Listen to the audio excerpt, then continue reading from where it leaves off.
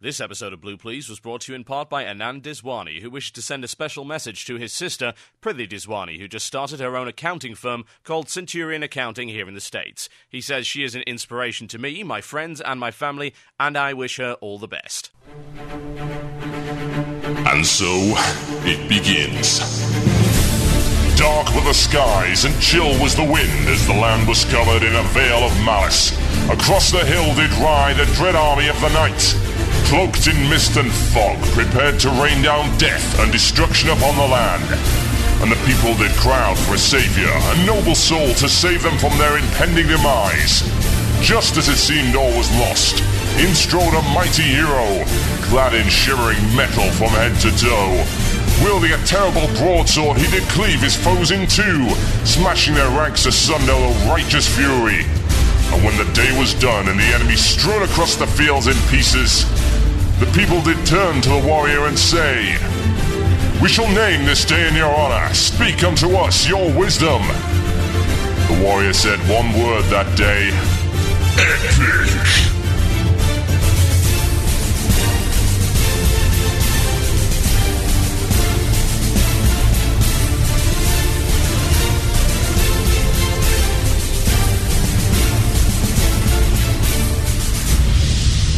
One man, one Murloc, one giant angry badger.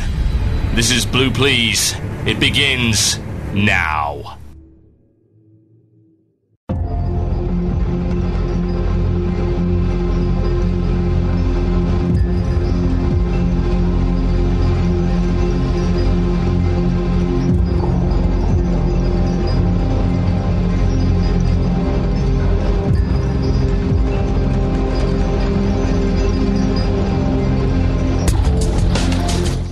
Yes, indeed, folks, we shall do the intro in song, and we shall deafen the audience, because we hate the audience. We hate the audience. My name is Total Biscuit, and you're listening to Blue Please, here on cynicalbrit.com, with myself, Total Biscuit. So good we named it twice. Now, if any of you have any ears left, the time is 20:04. It is possibly 20:04. Maybe. And you are listening to this show.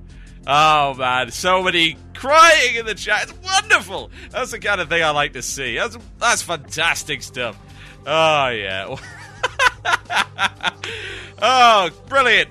Absolutely brilliant. Yep, got people on cam drinking to take away the pain. That's totally right. Yeah, it's 8:05 in the British Isles. It's 9-something in Europe, but it's different time zones, so it's kind of confusing and stuff. And on the east coast of the United States, they are planning a total biscuit burning in order to stand up to terrorism. And you're listening to a World of Warcraft show on the internet. Is it not terrible? It is. What have I got coming up for you in the show today? Well, the first thing I'll say is that the Tiny Chat was full before anything happened, yeah? We were full like halfway through the pre-show. It's not even funny. However, I'm in the process, with the help of the VTW guys, making a solution to that problem. So I've got something up right now that you can use. If you can't get into the Tiny Chat, I've got an alternative for you. Now, we're hoping to switch over to this entirely in the next couple of weeks to get rid of Tiny Chat, because Tiny Chat lags so bad during live shows. If you're listening on podcasts, consider yourself lucky you don't have to deal with the lag of Tiny Chat. Oh, man. It is horrendous. But you can go over to tinyearl.com. Yes, I like saying tiny. I don't care. The tiny URL, Total Biscuit. Tiny Earl is funnier. God damn it. I'll not be told otherwise. TinyURL, earl.com/cynical chat. That's cynical chat. That has a few additional cam spots, as far as I can tell. And it also has a Java link to our IRC channel.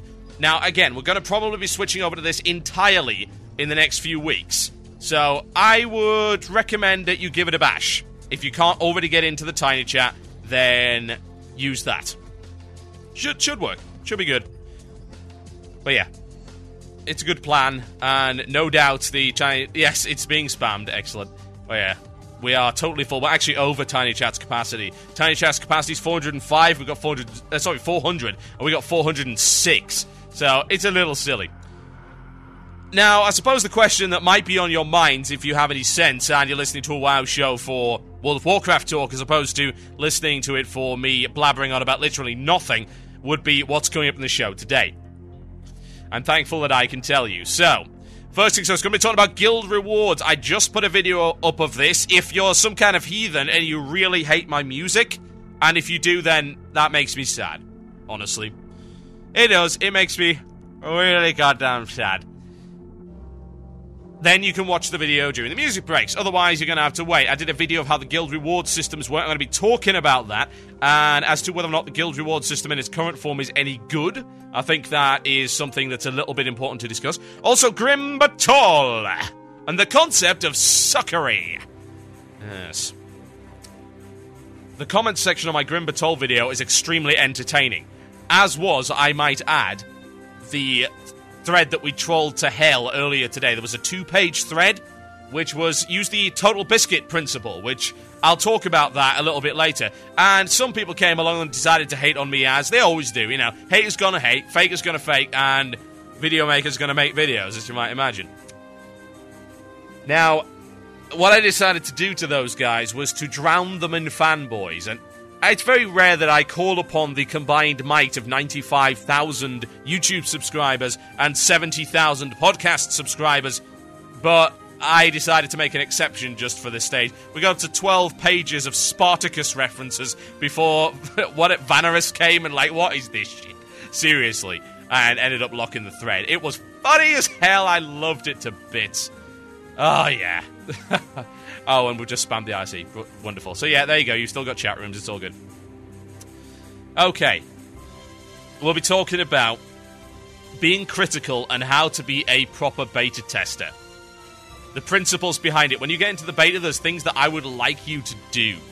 And there's things that I try and do. And I'm not the perfect beta tester by any stretch. And I'll also be talking about how I'm not the perfect player by any stretch of the imagination.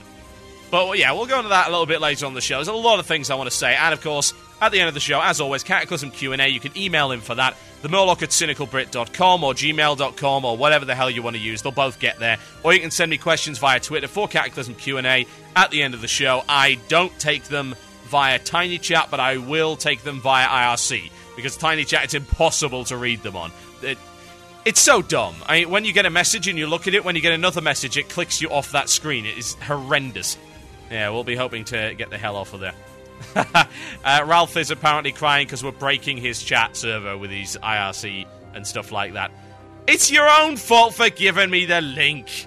Yeah, we'll have that installed on the Cynical Brit box, which is much more capable at some point over the week.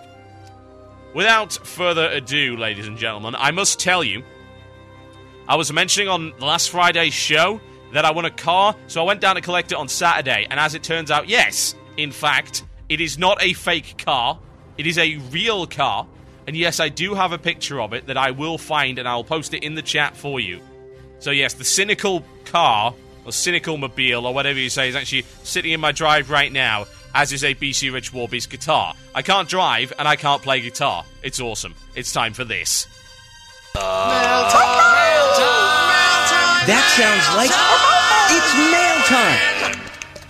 Here's the mail. It never fails. It makes me want to wag my tail. When it comes, I want to wail. Yes, indeed, folks. It is the mail time. That is the time where we read the mail. The mail, as you might imagine. Okay. First thing is first, as you might expect. If first thing was fourth, that would be really awkward, wouldn't it? That's one of the most redundant phrases I've ever actually heard when you think about it for a second. First thing is first. No This one comes in from Nova. Nova says this. Dear TB, until very recently I was under the impression that Cataclysm was going to release with 4 raid zones. The Grim Batol raid, which actually that's not the case, by the way. There is no Grim Batol raid. Grim Batol is a 5-man. You're talking about the Bastion of Twilight, which is in the Twilight Highlands. That's the one where Cho'Gall and Lady Sinestra is hanging around. So, yeah. Blackwing Descent, the Skywall, and the Firelands. However, a guild member in the beta told me the Firelands is not going to be released at launch. Not believing him, I went to WoW-Wiki, where it also says the Firelands has been delayed till some point after launch. My question is, are you aware of the delay, and what is your thoughts on Blizzard releasing less raid content at the launch? Thanks very much. Personally, can't wait till Shoutcraft gets back on the air, which is mid-October, I might add, by the way, guys. B Broadband is sorting me out with a sweet connection. God, those guys are awesome. Seriously, if you want an ISP in the UK, B Broadband, BE. So good. It's so nice to call a customer service representative that actually knows the difference between a modem and a line attenuation. It's so rare these days. B Broadband, definitely. 100% endorsed by cynicalbrits.com. Right. Well, the first thing is first on this. What do you think, I believe, about delaying content? I think it sucks, man. Why would it not suck? Why would anyone actually want them to delay the content? It's just... It's annoying when you get promised something and you don't get it. Now, when it comes to stuff like, say, the dance studio, it's like, oh, okay, right, whatever. It was some silly gimmick, we get the idea. It wasn't put in the game. Nah. It still kind of sucks, actually, I might add, even though I don't care about the dance studio in any way, shape, or form. When you advertise something, when you have it in your trailers and stuff like that, it sucks when they cut it. Because that's part of your hype. It's the same reason why I was so pissed off about Path of the Titans. Oh, right, we got rid of Path of the Titans. Right, okay, well, you advertised that as part of the package. In fact, it was one of the most exciting parts of the package. Alternate progression systems. Yes, that's what we want. And, of course, that was taken out. Yeah, I was annoyed by that. And, of course, I'm annoyed about the Firelands not being in there. Now, I'll have to check WoW-Wiki. I can't actually remember if that was a 6-bosser or a 4-bosser. Let me check that out. I think it might have been the 4-boss. Having a look at it. It looks like it might be. Actually, there's a map of it here. I should probably have a look at it. 1, 2, 3, 4. Yeah, that's the 4-boss. Or actually, that might be a... No, that's 6, isn't it? 1, 2, 3, 4, 5, 6. Yeah, that's a 6-boss. That's bad. That is really bad. I mean, that reminds me of the launch of Wrath, where they delayed Ulduar. Ulduar was supposed to be in at launch, and it never got there. And the problem now is that you actually have less bosses on launch than you had with Wrath. And yeah, they're not recycled bosses, but that's still, what, a 6, a 4, and 2 1s? I mean, what was the one? God, there was supposed to be 1s, wasn't there? I can't blankly remember what it was. That doesn't actually make any sense when you think about it. Which one was it? The Blackwing Descent is a... I think this has changed around, actually, because I'm pretty sure the Blackwing Descent actually has more than 1, doesn't it? I'm going to have to check on WoW-Wiki for this as well. Bear in mind, none of us have got to test this yet, so it's really difficult to tell. Because they said they'd have 2 6s, a 4, and a 1. That's what they said at BlizzCon, and that's obviously changed. Blackwing Descent is a new raid instance. It is part of entry-level raiding. It does involve killing Nefarian again, I might add. But it doesn't actually say what else. Oh, here we go. Here's a map of it. This would appear... It would appear to be a 2-stager. So, if we'll have a look at Blackwing Descent 2, there's 3 bosses, 4 bosses there. And underneath, that's another 6? Sorry, another 2. Does that mean we've got... Because I know for a fact that the Twilight Highlands is 6, I think. The Bastion of Twilight. That's a 6. Because I know it had Cho'Gall. Oh, it might have been a 5, and then an additional bonus boss at the end. Lady Sinestra is this bonus guy. Blackwing Descent looks like it's got 6. Skywall, I think, has 4. If I remember correctly. Yeah, it looks like it does. Or is it 1? Looking at Throne of the Four Winds. No, that has 2, actually. Yeah, they've changed this completely. This is really very, very different indeed. I'm looking at the Skywall raid map right now, and it's got 2 bosses in it. So, I mean, it looks like they're actually putting in more bosses than they said they would, but they're -1 raid, which is not a good thing at all. It seems to me, if you go in there with, what? Blackwing Descent, which is 6. Grimbatol, which is not Grimbatol, it's Bastion of the Twilight, which is 6. And then Skywall, which is 2. You've got more new bosses than you had with Wrath, but you have less bosses in total. Because, of course, you had Naxxramas, and then you had Sartharion, which was 1, Malagos, which was 1, and then VOA, which doesn't really count. Bear in mind, VOA is also going to be in there as well, the Tol Barad, Baradin Hold style, which is actually going to have a heroic mode, supposedly. I found that rather interesting. So, right, the answer is I hate the fact that they've taken content out, but it still looks like the lineup is going to be better than the launch of Wrath, and that's what really matters to me most. It always sucks when they take raid content out, and I'm not happy with that at all. But still, you've still got a good variety of content. They're real dungeons as opposed to a recycled one and a bunch of one bosses. Huh? According to that, Throne of Air, or whatever, has 2. Now, maybe one of those is a unlockable heroic boss. Okay, that's still 2 bosses. That's more than 1. The only 1 boss you've got is the Baron and Hold. The rest are, at least by the sounds of it, 5 or 6. It's not terrible, honestly. It's a good lineup. It could do with being better. That's the comment that I would make on that. Yes, indeed. Now, do we have time for another mail? I don't actually think we do. I think I almost burned out my time on that. Yeah, I did. So, I'll have to cover some of the mail at some other time. I've got loads of good ones, honestly. I'm half tempted to do another mail section. We'll see how the show goes by the end. If I'm feeling knackered by the end, I might do another mail section to cover the rest of the stuff that I got. Because there were some really, really good questions. And I'm sorry that I spent all of that time on that. But it was a good topic. At the end of the day, when people send me good topics, I'm going to talk about good topics. Why would I not? Why would I not? Now, what I'm going to do with these music breaks is I'm going to put in some little cuts from Cataclysm. Because some of this stuff is awesome. I'll play some proper music and I'll play some Cataclysm music. Because Cataclysm music's quite short.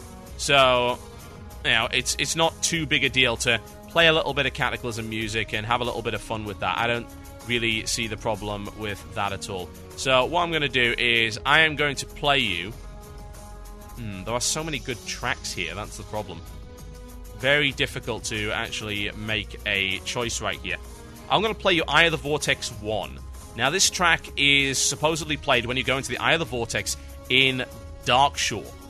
And then I'll play some of the music after that. So, yeah, we'll do that. Little cuts from Cataclysm. This is by a guy by the name of Neil Acree. Now, I have no idea who this guy is. I don't recall him being in the previous ones. I may stand corrected on that. But there is a much wider variety of composers available in Cataclysm. So this is Eye of the Vortex, and I'll be right back with some more music after this. And then into our first topic of the day. You listen to Blue Please. My name is Total Biscuit. Enjoy.